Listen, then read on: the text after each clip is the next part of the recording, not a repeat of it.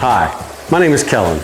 I'm a professional pest control operator for both Bengal products and Bengal Pro exterminators.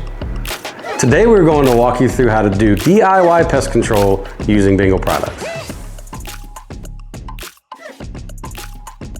Everyone hates wasps, hornets, and yellow jackets. There's nothing worse than going to spray a nest and the next thing you know, you're running for your life, swatting the air. With Bengal Non-Conductive Wasp and Hornet Killer, the spray and run technique is a thing of the past thanks to its 20-foot reach and kill by contact formulation.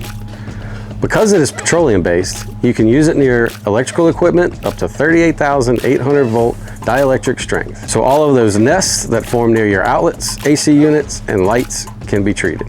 It is important to mention that this product is not non-staining and not safe for ornamental plants.